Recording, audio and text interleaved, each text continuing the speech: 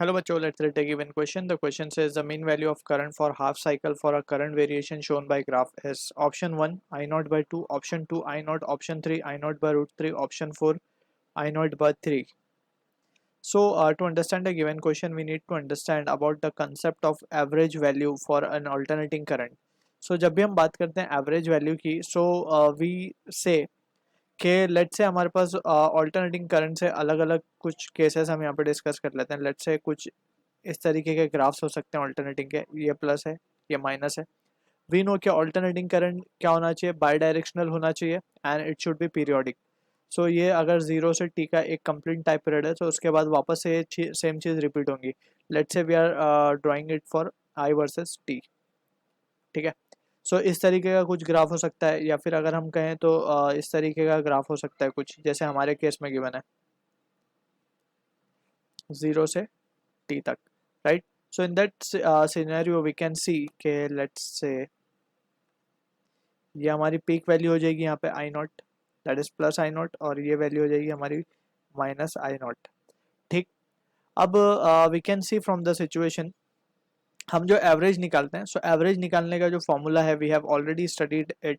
So just formula we need to keep in mind. I average can be written as integration of I into D t and upon integration of d t. अगर हम complete cycle के लिए निकाल रहे हैं so we will take for 0 to T का limit we will take for a complete cycle. और हम देख सकते हैं अगर ग्राफ सिमेट्रिक है, राइट, जितना पॉजिटिव है उतना ही नेगेटिव भी है, shape and size. So we can say in that situation for I average for a complete cycle will be 0. I average will be 0 for complete cycle. जितना positive है उतना negative है तो कैंसिल आउट हो जाएगा. अब ये जो ऊपर वाला टर्म है इसको हम इस तरीके से भी लिख सकते हैं, एरिया अंडर, क्योंकि ये आई इंटू डी टी क्या रिप्रेजेंट कर रहा है, आई तो हमारा अलॉन्ग वर्टिकल है, that is along Y axis, और T is along X axis, यानी कि I into T will be representing, और इंटीग्रेशन कम करेंगे so it will be representing area under curve, right. By the property of integration we can say it is the area under I T curve. So this is the important point that we need to keep in mind. और नीचे तो ये as it is ही रहेगा for a complete cycle if we are talking, so this will be the case. अब ये area under curve we can see for a complete cycle again it will be getting cancel, ऊपर जितना plus में होगा नीचे minus में होगा. So we are just for the sake of understanding अभी हमने लिमिट नहीं डालते हैं यहाँ पे, जस्ट वी आर राइटिंग के general case we are writing. So area under I T curve upon integration delta D T.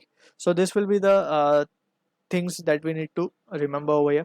अब हम यहाँ पे अगर सिचुएशन देखें तो हमें कोई फंक्शन गिवन नहीं है करंट का, so we can go for this formula, right. So in that situation we can write I average. I average को हम इस तरीके से भी लिख सकते हैं, I average will be equals to area under I T curve. Area under I T curve means ये वाले कर्व की हम बात करेंगे. अब फॉर अ हाफ साइकिल हमसे बोला गया, सो पहले हम फॉर्मूला लिख देते हैं. 0 से टी बाई टू का होता था ये I D T divide by integration of 0 से T by two D T. So ये क्या होगा, एरिया अंडर दिस कर्व जो हमने यहाँ पे ड्रॉ किया है. So we can say for this area of triangle हो जाएगा, ये area of triangle will be half into base, base हो जाएगा हमारा T by two into height will be I naught divided by ये हो जाएगा टी बाई टू. सो यहाँ से हम देख सकते हैं जो रिजल्ट आ रहा है हमारे पास आई एवरेज का, it is coming out to be I naught upon two. So this is the answer to the question जो कि मैच होगा ऑप्शन 1 के साथ. I hope you understood the solution. All the best.